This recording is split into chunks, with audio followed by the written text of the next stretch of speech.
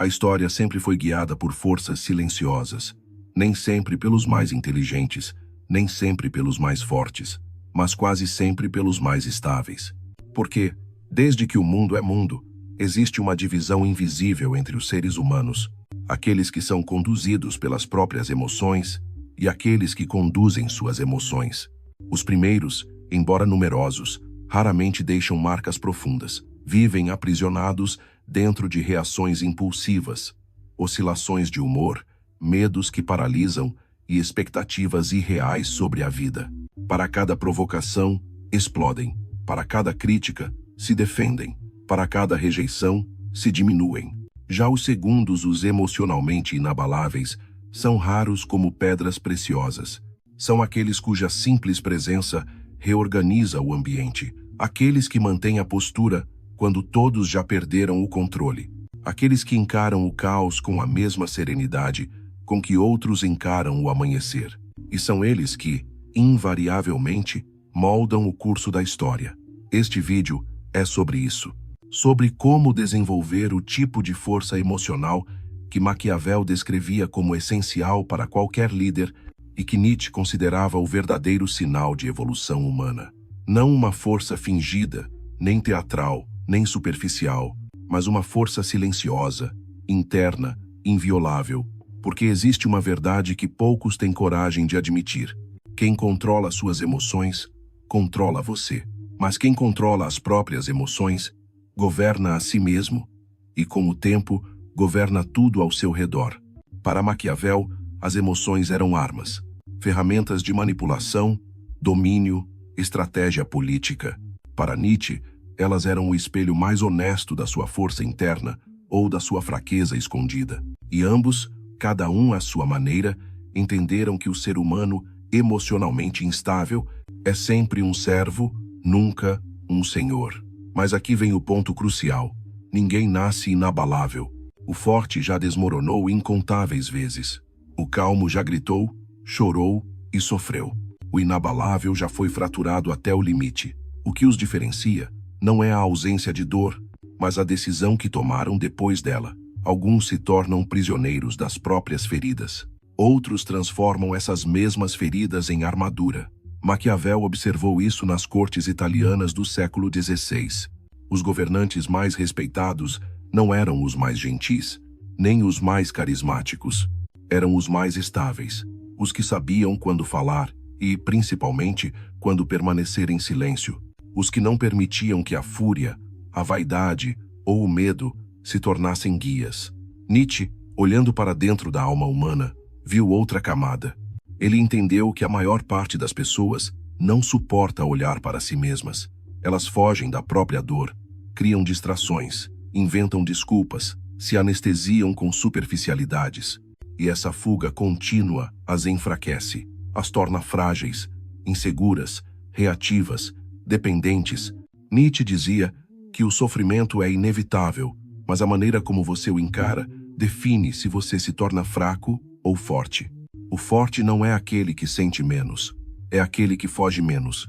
E aqui está o ponto de partida da sua própria jornada rumo à inabalabilidade. 1. Observe, não reaja.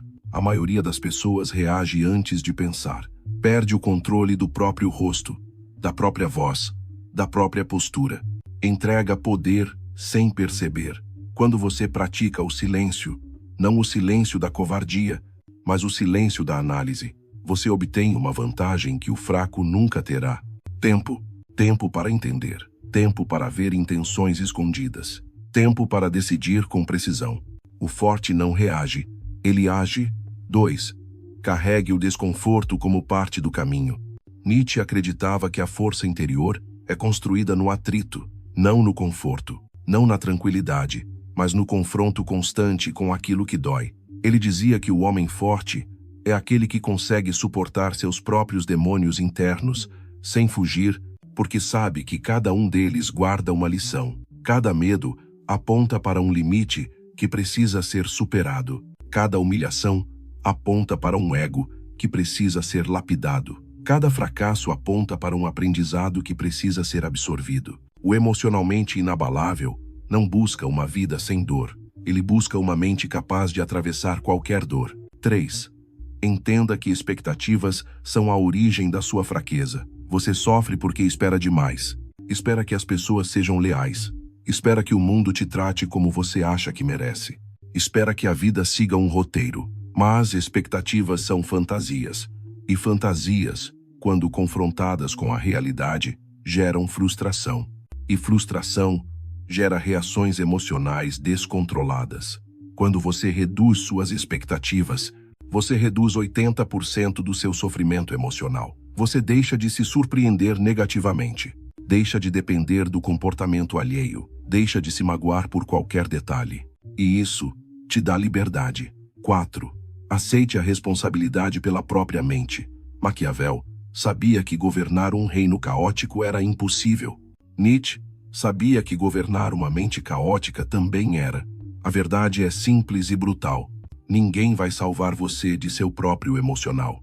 Ninguém vai te ensinar autocontrole. Ninguém vai te carregar pela mão até a força. E, mais importante, ninguém te deve estabilidade. A estabilidade emocional é uma conquista interna, uma disciplina diária, um compromisso de autodomínio. 5. Quando você se torna inabalável, as regras mudam. A pessoa inabalável não é fria, é consciente. Ela sente, mas escolhe o que fazer com o que sente. Ela sofre, mas não se destrói. Ela observa, mas não se contamina. Ela enfrenta, mas não se desespera. Ela permanece firme quando todos cedem. E é isso que, naturalmente, cria respeito. Não respeito forçado, mas respeito inevitável. Aquele que nasce quando alguém olha para você e percebe que nada te desestabiliza. Esse tipo de força assusta. Esse tipo de força atrai. Esse tipo de força te coloca acima da média não por arrogância, mas por disciplina. Maquiavel diria que esse tipo de pessoa é perigosa, porque não pode ser manipulada. Nietzsche diria que esse tipo de pessoa é elevada porque atingiu domínio sobre si mesma. E eu digo, esse tipo de pessoa é rara, mas pode ser você. Dentro de você existe um potencial que ainda não foi convocado. Uma versão mais forte, mais serena, mais consciente, mais resistente. Uma versão que não se desespera, que não se desmonta, que não implora. Uma versão que não reage. Decide. Essa versão existe, mas só aparece quando você decide parar de fugir. Quando você decide olhar para dentro. Quando você decide abandonar expectativas irreais. Quando você decide suportar o desconforto necessário. Quando você decide assumir responsabilidade pelos seus pensamentos. E, principalmente, quando você decide que ninguém mais terá o direito de controlar suas emoções, exceto você. Porque, no final, o homem emocionalmente inabalável não é aquele que não sente nada. É aquele que sente tudo, mas permanece inteiro. É aquele que entende que a vida é dura, mas ele é mais duro. Que o mundo é caótico, mas ele é mais estável. Que a dor é inevitável, mas a derrota é opcional. E quando você chega nesse estado, você se torna alguém que o mundo para de testar, porque percebe que você não quebra, não desmorona, não entrega poder. Você se torna como uma fortaleza antiga, ferida, mas de pé, marcada, mas invencível, solitária, mas completa. E é aí que a verdadeira força começa. Não fora, mas dentro. Bem-vindo ao início da sua transformação. E bem-vindo ao chamado do pensar.